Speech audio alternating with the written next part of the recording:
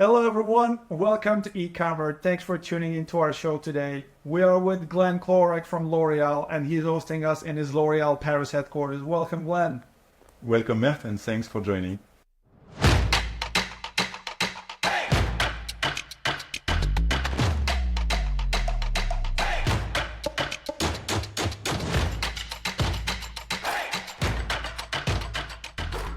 Thank you very much for hosting us in this magnificent office space.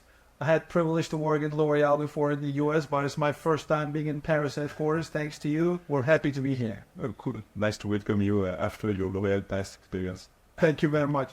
Glenn is a very important and brilliant figure in the L'Oreal family. He is currently leading the data retail media environment and the data acceleration in the European marketplace. Very fragmented, very challenging marketplace, as you can imagine. And he has tremendous insight, tremendous experience from a very rich category like personal care and beauty. Today we're going to be talking about retail media, some retailer relationships, and the impact of digital media investments across commerce portfolio. Glenn, I appreciate it very much. I'm looking forward to this, and I have a lot to learn from you. Hopefully we'll get great insights today. We have. Thanks for the introduction. Honestly, it's a very interesting new brand topic, so always good also to learn from the peers and learn from the experts like you. Oh, I appreciate it. Kind of you. Thanks. So let's kick it off. Would you mind giving us a little bit of background about your personal career journey and what you are doing nowadays? For sure, I try to be fast because years are evolving now. So Yes. I think I joined the group 9 years ago. All my past experience was really focused on sales and retailers, I would say. In the last years, I've been in charge of European food accounts for L'Oréal in the last 4 years, which means globally the relationship with the biggest, I would say, food alliances and retailers in Europe. And one of them was Carrefour. As you may know, we have with Carrefour one of the most advanced probably partner in Europe. And thanks to that, since 9 months now, I'm in charge to the European Chief Digital and Marketing Organization of Europe. By Guillaume Perrin, I'm in charge of this project of retail media and data acceleration. To sum up a bit the project and why this project, I think in this transformative, very fast landscape evolution in Europe, there is a need to support, I would say, our retailers, but also our teams to break the silos potentially and try to find a way with our most interesting and most advanced partner, a way to scale faster, this capacity to optimize the data and retail media, both are super connected in our mind. So I'm here to support our division, our countries, and our commercial roles and commercial leaders to have this kind of discussion with our top partners. I've been in these shoes, I've been in your role at some companies, and I know very challenging, very fast it is. So I wish you best of luck because I see the energy. It's really radiant, so I'm sure you're doing tremendous job. But my question is, of course, I worked and lived in the US only 90% of my career, so I'm new to the Europe. Yeah. I work with global teams, but it's always challenging because of the fragmented nature of the market, because of the language and culture differences, data availability. Can you give us a little bit of expert opinion and snapshot of what the retail media landscape looks like in European market today? For sure. Let's be honest, today the complexity of Europe is the fragmentation of the market. Fragmentation is not linked directly to retail media. It's just the retail globally in Europe is very fragmented. And moreover, when you're working in a beauty environment like L'Oréal, as you know, we are working on 4 divisions, even 5 if we count travel retail, which was also a big part of the journey. So the biggest complexity today in retail media is the heterogeneity and the fragmentation of the market and the level of maturity from a retailer to another. I think today we cannot have, and we can't say that there is one global standardization and harmonization, which is also the pleasure of this job today, is to also try to find interesting partners that are maybe not yet totally at the level of maturity that we could expect, but where we could co-develop in the beginning this kind of partnership and build, I would say, a retail media network and data together that could be very efficient in terms of category growth. So there is no, I would say, one size fits all and one answer for all. I think the market is very also different from a country to another. We clearly see UK, Germany and France leading this transformation. I think what is interesting also in those markets is that in all those kind of markets, you need a leader. You need someone that will break a bit, I would say, the ways of working in those countries. When it comes to self-service, when it comes to off-site, there is a kind of competition also now that is happening, and there is a race to scale. Amazon is really leading the market Yes. in Europe. I think it's almost 75% of the market today. Guys, all retailers now need to be on the track to be, I would say, to beat a bit Amazon and to try to compete with them. Otherwise, the market will stay in pure players' hands tomorrow. So it's super interesting. Fragmented, moving fast, a bit this silo, but there is something happening. In terms of next step, I think there is a question of harmonization for sure. Alliances probably that will be done. We can see in the market now Unlimited, for example, that's trying to converge different retail partners into a global retail media network platform. I think this harmonization and alliances will be probably also part of the next step. Each single retailer cannot deliver, I would say, a retail media network that will bring the full value. So either you play on-site and it's the lower funnel of the retail media part, fine. But in that case, you clearly know that you won't beat the competition. Or you need to scale faster, your inventory, your capacity to think self-serve also, and to do it probably with a larger audience item tool. You mentioned a couple of interesting things that I had some of my own challenges in the past, but a couple of words you used really got my attention. First, you mentioned you're looking for and you need interesting partners, which I like a lot. But when you say interesting partners, you're referring to the retailer partners, omni-channel players and marketplaces, or tech partners? I would say hard to. I think both. I think today what is shown is that in our ecosystem, we will discuss it a bit later. But I think retailers are key. But there is also all the way to build, I would say, media optimization, thanks to publisher, thanks to agencies, thanks to clean room. So all this tech environment also is moving super fast in this environment, and I think it's a both angle. We need tech partners that will support us to go faster, to harmonize the practices, and in parallel, for sure, with our top partners and retailers, we really need to work with them, I would say, to co-build. Now the question is how you think retail media in your own organization, and I think from a retailer to another, the answer is not super clear yet. Not clear. And the other two phrases you use, which I loved a lot, how can we scale fast enough to catch up the market leader or the first member of the market, and how we bring data into this equation, which is an essential part of it. In this complex environment, I know prioritization of the retail media, where you're going to invest your budget because funds are limited. And also budget allocation is one of the toughest challenges. And if I remember correctly, let me test my knowledge. At L'Oreal, we had ACD, CPD, Luxe, Professional, and now Travel, 5 divisions. You have a vast portfolio, 40 plus brands. How are you tackling this challenge in European market, prioritizing your retail media partners based on their performance, based on their reporting capabilities, and how are you scaling fast enough with the data? I think so. To your first point on how we could prioritize, access the value and so on, we are division lead for sure, but in this retail media environment, we are also thinking multi-division because the shopper is multi-division first. So the first interesting point, if we are talking retail media, we are really focusing on media first. And the first starting point is audience size. How much audience, reachable, activable audience you have in your retail media network, I would say, portfolio. For sure, the biggest at the beginning will be the most interesting part if you want to optimize your global media spend. I think there is a specificity maybe from L'Oréal is that we need also to have this shopper data at the beginning to understand the complementarity of the different database that our retailers could have. Bring it together. Exactly. Puzzle. Yeah, exactly. If I'm just having a kind of market landscape vision, I don't want to focus only on shoppers buying in food. I need to have a representativity of the luxe industry, of the pharmacy industry, and the hairdresser. So there is a room for everybody, I think. So the second step after audience size will be definitely this capacity to bridge different shopper complementarity, because the final value and the final goal is really for us to assess all the shopper journey and to understand a shopper buying probably in a airport a specific brand from our luxury, I would say, portfolio. Biotherm, for me, is Biotherm. So, Biotherm. Then when you will be in a drugstore, which kind of products, and all that are multi-division by essence.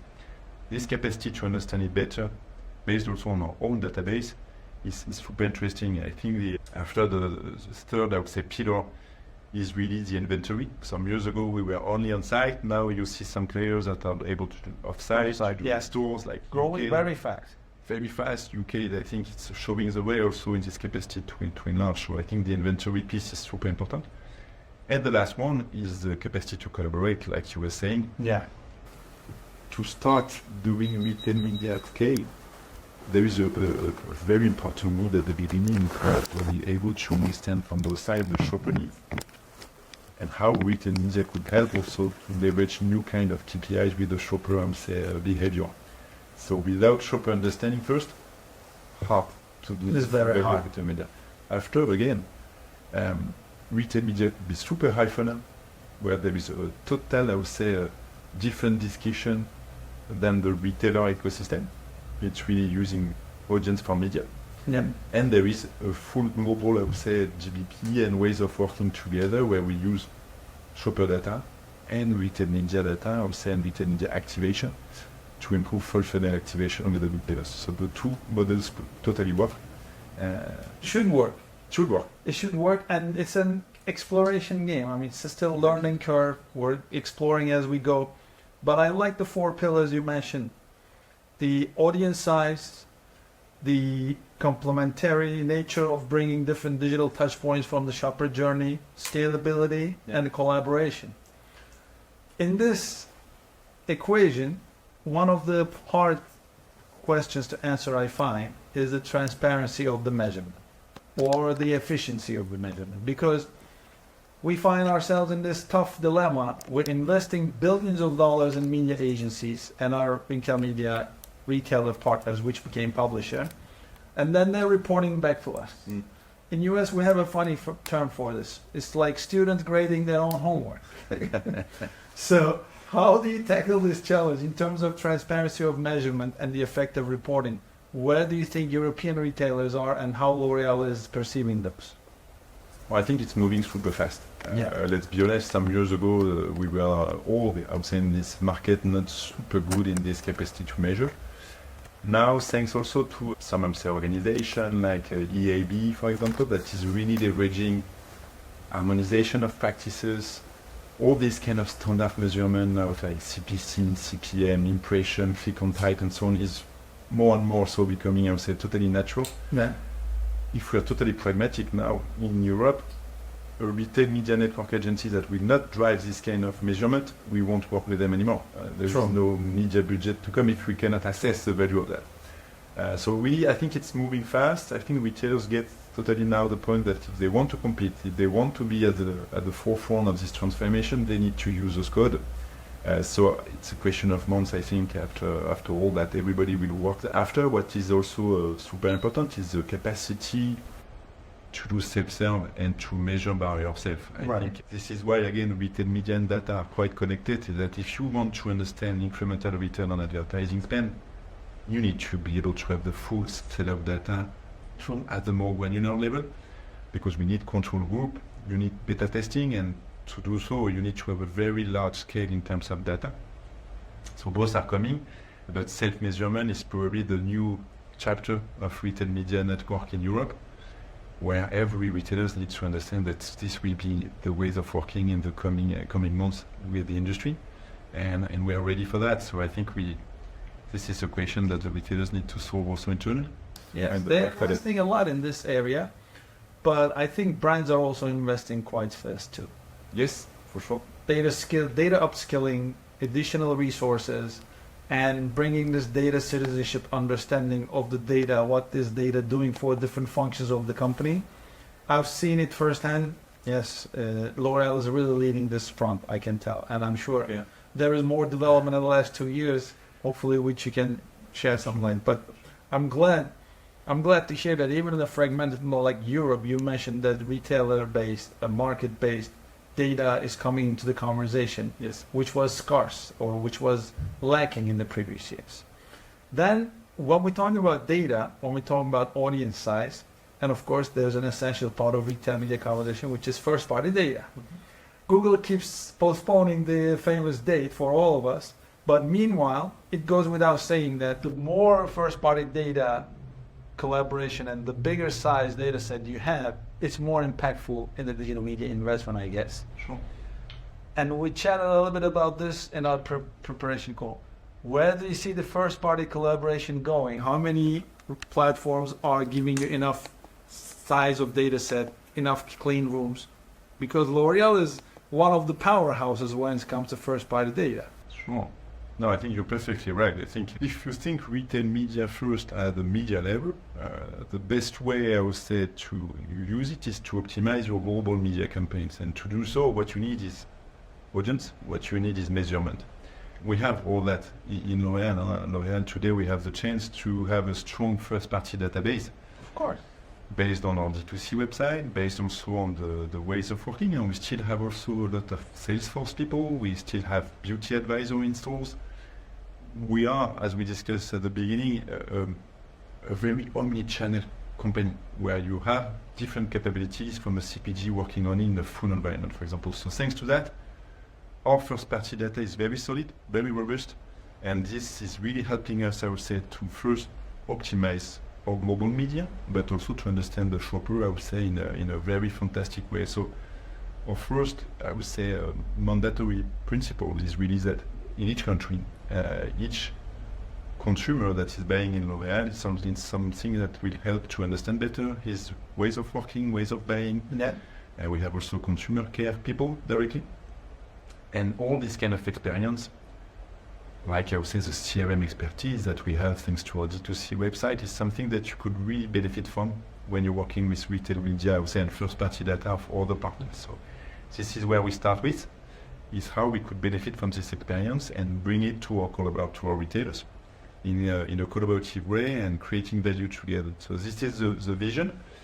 And after, I think the first-party data, I would say, what is very important to do so is how you activate it for sure, but how it helps you to understand first the consumer behavior. And this is somewhere where probably our expertise in terms of beauty, in terms of, I would say, panels, help us to structure much better these audiences.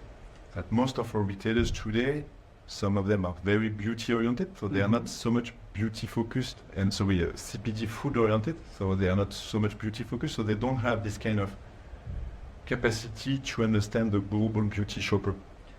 So merging this first party data with the kind of panel expertise will bring you, I would say, this kind of segmented audiences, and this really helps you also to be much more efficient in the way to activate. So again, understanding shopper first, your first party data, this is somewhere we could help to after being able to activate with specific and targeted audiences. This is a full transformation that is happening. This opened up something really interesting in the back of my head. This is a curveball, I'm aware of this, but once you mentioned beauty-specific retailers, now I'm comparing the Ulta and Sephora's of the world in the North America market, and Douglas and A.S. Watson and other local chains in the European market. And I'm comparing them to the omni-channel retailers like Walmart's of the world. How easy or how difficult is it to work with beauty-specific retailers? Because as you said, they know category and shopper much better in beauty sense. But other omni-channel retailers are bringing different value, different digital touch points to the consumer journey. No, you're perfectly right. I think, first of all, we won't deliver and build the same partnership with all of them. When you're talking with a big omni-channel like Walmart in US or Carrefour or Rewe or other kind of partners that we have, those partners, they have scale, they have big audience, but the biggest challenge is conversion. Conversion rates, today with some categories, 90% of their shoppers, they have loyalty card, they are buying food in their stores, are not buying makeup, for example, or hair color category. Their job is to use this kind of beauty expertise on our sides to optimize their conversion rate. They did the job. The shoppers is coming in stores or coming online, but not buying the beauty category. True. This is where we could bring value. With the beauty specialist, I think the job is a bit different. First of all, those partners, I would say globally, most of them are much more offline than online, even if some of them are doing super great job in terms of capacity to scale e-commerce also. The challenge is more, I would say, on how we could work on cross-sell, average basket, cross-category buying, Right. and potentially for sure also supporting them in bringing traffic. Today we are seeing clearly this Gen Z ways of consuming beauty totally changing, buying on. New to the category, new to the brand shopper is coming through Exactly. brand power. Exactly. So there is definitely the KPIs could be different, but the way to think it is totally the same. Is that how we could use data first to do targeted activation at the end. The question is how we build the real quite target in an always on strategic ways of building our GPPs. No, that's super effective and powerful. And to your earlier point, I hope many retailers or marketplaces, omnichannel or offline, pure player or not, they see this value in a collaborative way instead of lucrative profit making from the retail media booth. This is another topic for another show. But now, it brings me to another nature of our job. When you talk about retail media, it's not about retail or media alone. I see 4 pillars or 4 functions in the organization because I think both of us come from sales and commerce roots, so we always gear every conversation to the business outcome, measurable outcome, impact on the P&L. So the first pillar for me is always commerce, impacted or if collaborative with the retail media. Then marketing and brand, and then content and agency, digital content, supply chain and creatives, and then supply chain. I think those are the 4 main pillars. It might be different from organization to organization. And I know for a fact you're building a robust retail media team from different functions, from different backgrounds. How would you describe a robust and effective retail media team today to perform at utmost level in an organization like L'Oréal? What are you building, if you can share on high level? No, I can, but honestly, to answer you, I think today we don't have anywhere a perfect organization that will match with every retailer. Mm-hmm. I think at the beginning, like we mentioned before, the beauty consumption is very fragmented. So there is probably different KPIs, different ways of working, and different inventories also. So I think that our answer would be aligned with your 4 big points. I think there was a survey from Google and BCG quite late now, quite a bit old, I would say in 2019, on how retail data and retail media could deliver additional growth. Mm-hmm. This study, I think, was one of the most interesting that has been done in the market. I think very interesting in terms of use cases, where the value is. For sure, commerce is probably one major of that and growing sales. But I would say that if we're talking about retail media, the first starting point is media, of course. So now on our side, regarding the organization, the best organization that we could probably deliver is totally linked to what could be, I would say, our main objective in terms of growth. Is it to optimize our overall media efficiency, and then our organization will be directly connected from media to the, I would say, the retail media people directly in the highest funnel of the retail media journey. The more you're deep diving lower funnel on retail media, like in-store sampling or CRM, indirect CRM, the more you are activating directly your sales within the organization, then you will have some specific people based on activation roles. True. By category and so on. So to answer you, we are testing different configuration in the US for sure, within some retailers ecosystem, Amazon for sure, it's a specific, very interesting also ways of working. Today we are not able to give you a full answer on how we could be the most efficient. I think again it will come from the retailers' ways of working, and the more they will be able to collaborate and to see the full value of use cases. You mentioned supply chain, for example. For me, supply chain is really obvious when you're working on retail advanced data partnership and media. Yes, your capacity to anticipate much more the forecast accuracy, the impact of an innovation, Right. it's a no-brainer. How much retailers today have built this kind of discussion into the retail media network discussion? I would say none. No. So we are moving also based on the discussion that we have with the retailers and their But capacity. on the other hand, as brands, we are actually a little further advanced in this supply chain integration to the mix because we're Right. suffering from Yes.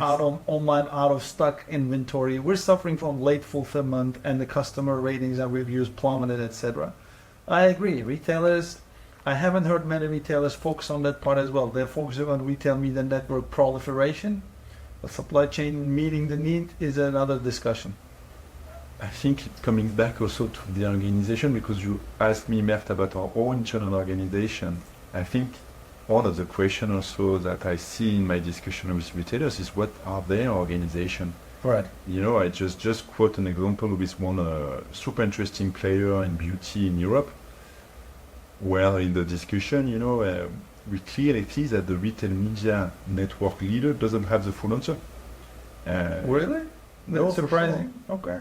It's not, because at the end, you know, retail media network for some of them, you know, has been built 2 or 3 years ago. They Right. have clear specific objective on selling media.